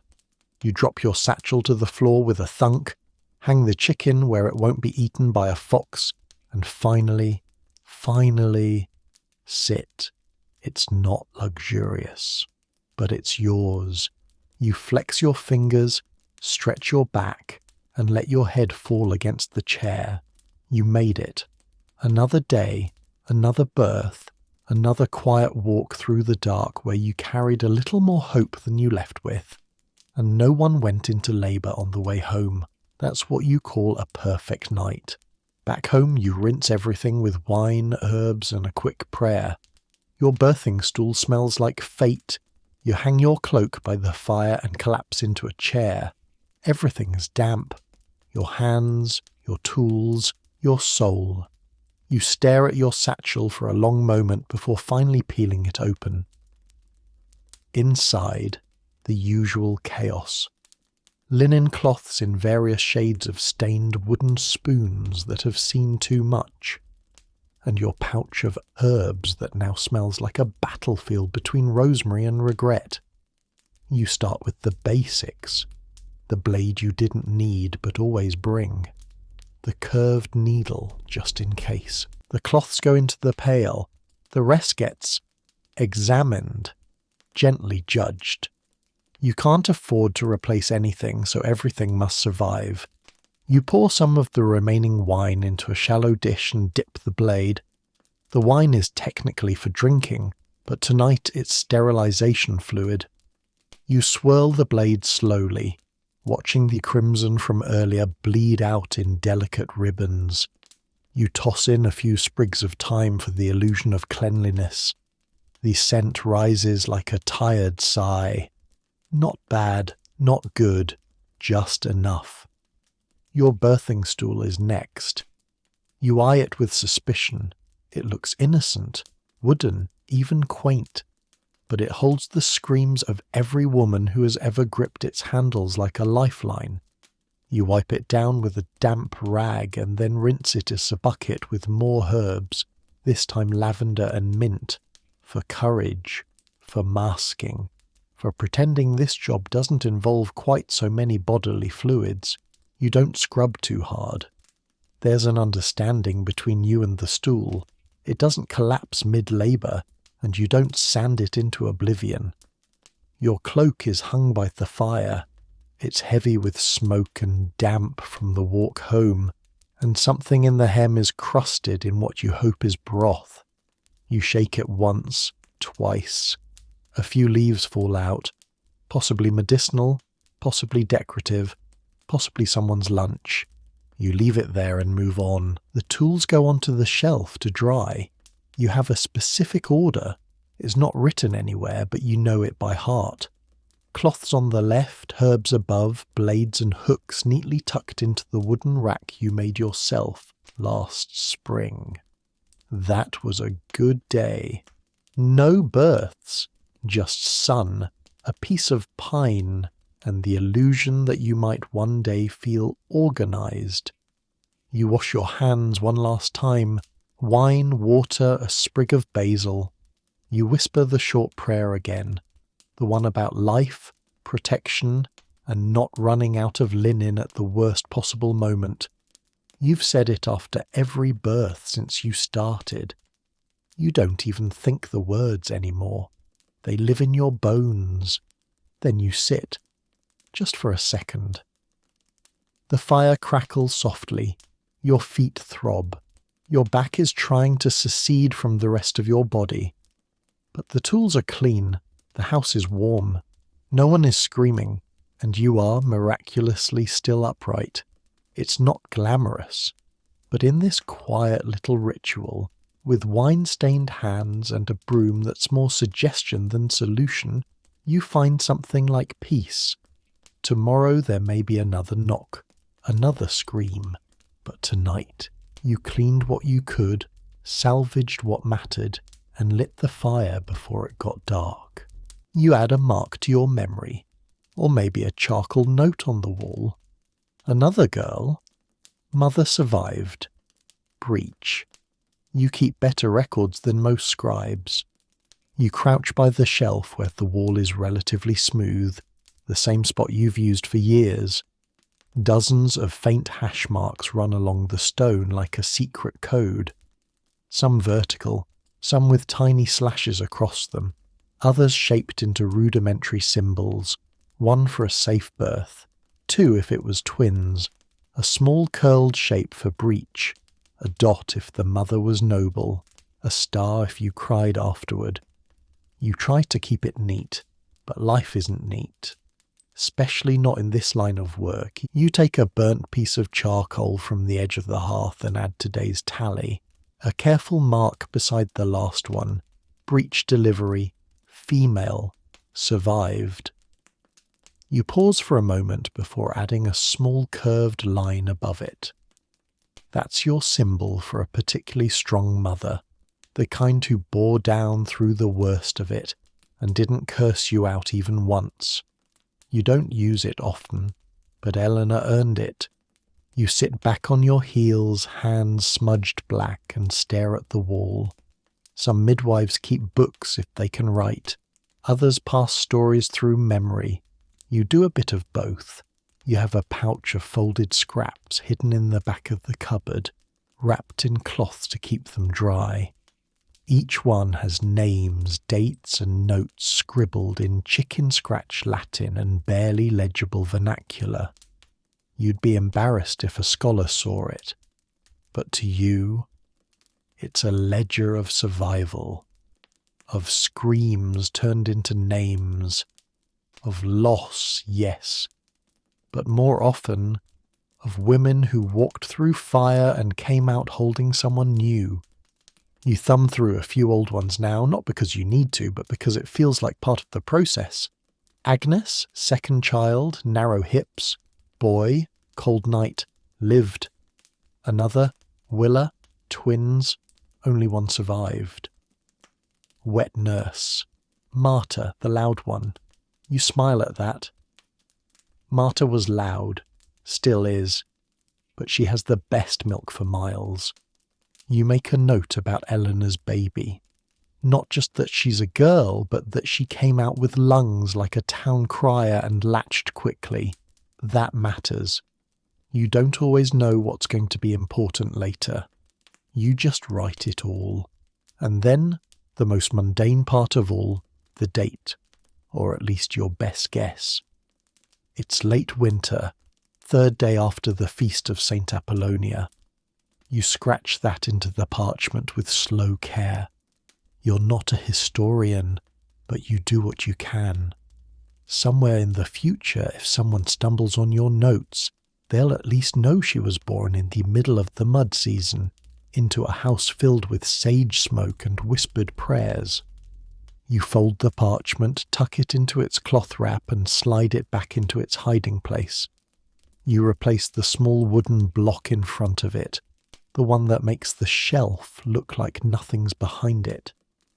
It's not that anyone's trying to steal your records, it's just that privacy is rare and memory fades. And when your own hands are no longer steady, someone might need to know what happened here. How many lived? How many names you helped usher into the world? You wipe your hands on a cloth, leaving faint black smears. It's fine. You'll wash them later. For now, the record is written, the story marked, and the baby's name, once chosen, will echo in your memory for years to come. You replay every decision. You remember the fear in her eyes, the scream at the final push. You cry a little, or not. You're too tired or too used to it. The thing no one tells you about midwifery is how much of it lingers. Long after the tools are cleaned and the baby has been swaddled and handed off, the echoes stay with you. You sit in your chair, back crooked, feet aching, and the whole scene runs on a loop behind your eyes. The way her breath hitched just before the final contraction, the look of absolute terror she tried to hide, the moment when it seemed like the baby might not make it, the stillness that stretched for just one heartbeat too long. You remind yourself it turned out well. The baby screamed, the mother lived. But that doesn't erase the fear that sat in your throat the entire time, like a stone waiting to drop. Sometimes you cry, quietly, not because something went wrong, but because everything went right, and you still can't believe it. Other times you feel nothing, not numbness exactly, just a dull exhaustion that sinks into your ribs and settles behind your eyes. It isn't that you don't care, it's that caring too much, too openly, too constantly would break you. You lean your head against the wall and close your eyes. Just for a moment. Your hands are still trembling slightly. You rub them together as if friction could scrub the day out of your bones. It never does. You wonder if Eleanor is sleeping yet, if her husband is holding their daughter, or if he's standing awkwardly in the corner, unsure what to do with a creature that's small and loud. You wonder if Eleanor is already worrying about the next meal, or the next contraction in a year's time, or if, for now, she's just breathing. That's what you hope. You think about what could have gone wrong. The cord might have wrapped, the placenta might have torn, the fever might come in the night. Your brain won't stop offering you these possibilities. You thank it politely and ignore them. Mostly. You sip water that tastes like ash and tired herbs. It helps. Barely. There's no one to talk to, not really. The village women mean well, but they don't understand what it's like to be the one in charge. To have your hands be the difference between survival and a shallow grave. So you keep most of it to yourself. The dread. The flashes of panic. The second guessing that creeps in like cold under a door.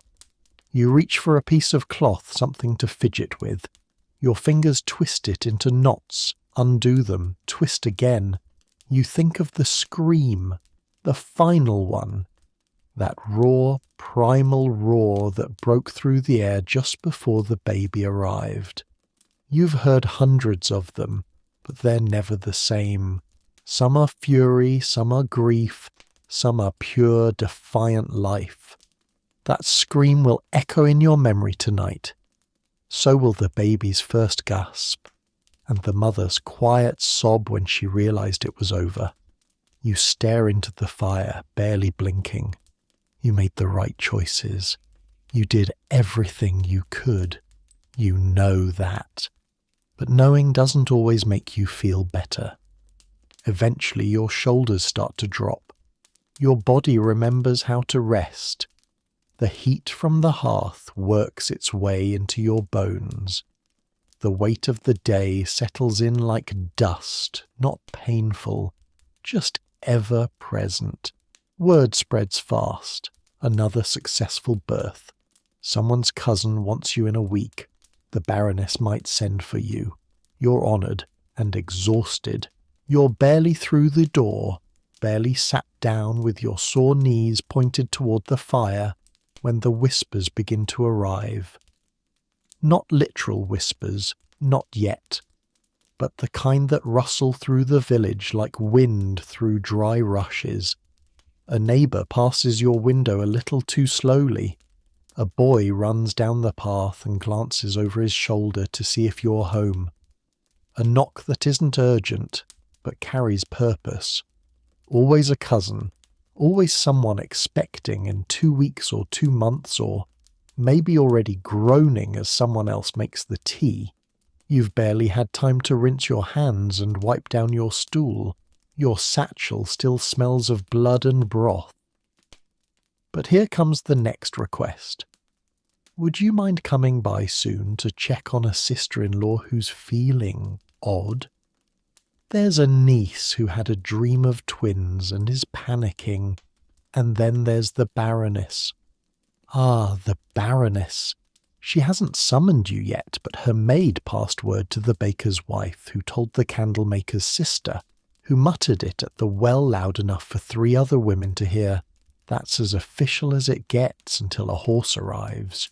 You should be flattered. You are. Somewhere deep beneath the layer of aching muscles and the creeping cold that your fire can't quite chase from your bones. You sip from a cracked cup of wine and stare at the dancing firelight. Every flicker feels like a reminder. You did it. Again. The mother lived. The baby screamed. No one fainted except the aunt who always faints. You should feel triumphant. Instead, you feel like a loosely packed sack of potatoes held together by stubbornness and a wool apron. Reputation is a strange thing. It's built one scream at a time, one pair of eyes looking to you for answers while you stall for time with a prayer and a firm voice. You didn't mean to become a legend in your own village. You were just trying to help. But now every successful birth stacks itself into a kind of myth. The midwife who always knows, the woman with the herbs that work, the one who caught a breech baby in the dark without flinching. You did flinch. No one saw it, but you did. And you're still flinching inside. You place the empty cup on the table. Beside it, the small pile of thank yous, a heel of bread, a soft apple, a tiny embroidered pouch with what might be lavender or just very ambitious hay. Payment, praise, proof. You don't do this for the gratitude, but some days it helps. Tomorrow someone will knock again. Tomorrow you'll answer again. Maybe it'll be for the Baroness, or maybe it'll be for a girl whose husband doesn't yet know what to do with his hands during labour. You'll go. You always do. But tonight, just for a while, you let the praise float past you. It's a breeze that will carry you to the next doorstep, whether you're ready or not. You are becoming a name, a story mothers tell their daughters, a figure the old women whisper about at markets. You're not sure if that's comforting or terrifying, but for now your fire is warm, your tools are clean, and your name is safe in the mouths of those who trust you. That will have to be enough. You already repack your bag. You check your herb stores. You restock the blessed linen. You sharpen your small knife and whisper to your God, or your grandmother, or both. The fire crackles low, casting long shadows across the floor as you kneel beside your satchel. The house is quiet now. Outside, the night hums with the sound of crickets and the occasional bleat of a far-off sheep who, frankly, has no business being awake. But inside, it is just you and your tools, laid out with the same reverence some reserve for altars. You do this every time. Not because you expect another birth tonight, but because you know better than to assume peace will last longer than a loaf of fresh bread. Your fingers move by memory.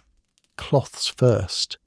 You refold them neatly, checking for tears, frays, or the kind of stubborn stains that linen has no business remembering. You count them, then count again. 8 clean, 1 to spare. You place them in the bag, soft to the touch, slightly lavender scented from the chest you store them in. Next come the herbs. You open your wooden box, the one with the lid that always sticks just a little. inside, the bundles are sorted by effect. Pain, bleeding, calm, desperation. You remove the wilted ones, rubbing the brittle leaves between your fingers and frowning at how little aroma remains. Useless now. You place them aside and reach for your fresher stock. Chamomile for calm, yarrow for wounds, mugwort, nettle, raspberry leaf. You restock carefully, securing each bundle in wax cloth to keep them dry and potent. You mutter their names under your breath like a spell, not because you believe they'll work better, but because it reminds you of the women who taught you which ones to trust and which ones only look friendly. The bottle of blessed oil is nearly empty. You hold it up to the firelight, tilt it. Watch the thick golden liquid cling to the sides. Enough for one more anointing, maybe two if you're sparing. You make a note to visit the priest, or the beekeeper's wife. She blesses things just as well, and with less muttering. Your small knife rests beside the cloth, still sharp, but not perfect. You reach for the whetstone, wetting it with a few drops from the cup beside you. The scraping sound is comforting in a strange way, like order returning, like control being reasserted, however briefly. The blade shines in the firelight when you finish. You whisper a quiet prayer. Not one from the church, not exactly. This one is older. The one your grandmother whispered before every journey, every storm, every birth. You rewrap the knife in its leather sleeve. You place it gently in the satchel. Then the cords, the swaddles, the dried bit of cord you always keep, not for use, but as a reminder. The tools go in one by one. You know the weight of this bag better than your own heartbeat. When it is packed, you sit back, pressing your palms into your thighs. The satchel is full again. So is your head. You know whose labour is coming soon. You know whose face looked pale at the market, whose hands trembled holding a basket of eggs, whose mother-in-law asked too many questions. You know. The village always speaks, even when its mouths stay shut. You lie down in your scratchy straw bed, smelling faintly of smoke, broth, and baby. Your hands still ache, but for now, no one is screaming. You've done your job. The blanket is thin and patched. The straw pokes at all the wrong angles, and the pillow is more concept than comfort, but none of it matters.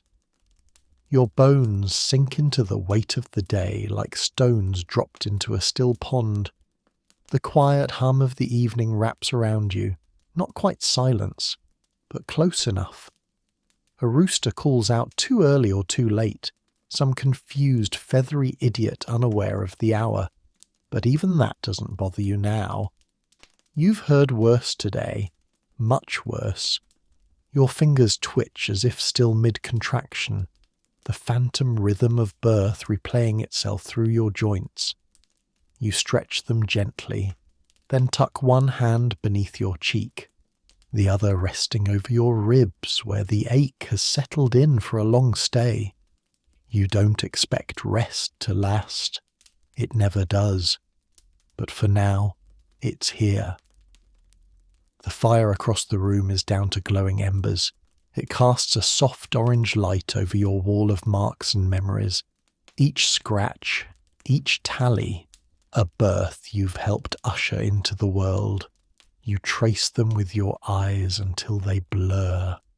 You can't remember them all, not anymore. Some names have faded, some faces never arrived. Some still visit you in dreams, louder than the rest. You think of the girl born today. You can still feel her tiny chest rise and fall in your hands, her first scream, the way her mother looked at you like you were some kind of sorceress, and not just a very tired woman with a bag of herbs and a steady voice. You hope the baby sleeps now, You hope the mother does too. You hope they both get the kind of peace that never seems to find you. Your thoughts drift soft around the edges. You remember your first birth, the panic, the blood, the certainty that you were about to ruin everything, and then the moment of stillness when the baby arrived and you realized you could do this. You could survive it, and so could they. You didn't sleep that night either. Your back complains as you try to shift into a slightly better position. There isn't one. The bed accepts you with all the enthusiasm of a dish rag. You chuckle softly to yourself. If this were a noblewoman's chamber, you'd be lying on goose feathers with perfumed linens and someone else brushing your hair. But then again, if you were a noblewoman, you'd be wearing a corset, expected to faint at the sight of blood, and definitely not trusted with your own uterus. No, this life is yours. You chose it, or it chose you. Either way, you're in it now and you wouldn't trade it. Not even for goose feathers. Your eyes begin to close. The pain doesn't vanish, but it dulls. Your breath evens out. The night holds you like a scratchy, slightly judgmental grandmother. Not kind, but present. You whisper something without realizing it. Maybe it's a prayer. Maybe it's a to-do list. Maybe it's the name of a child you helped deliver 6 winters ago, whose mother still brings you eggs on feast days. You're not sure. You'll wake again soon. Someone always knocks. Another mother. Another scream. But for now, in this small patch of peace, you sleep. Or at least, you pretend well enough for it to count.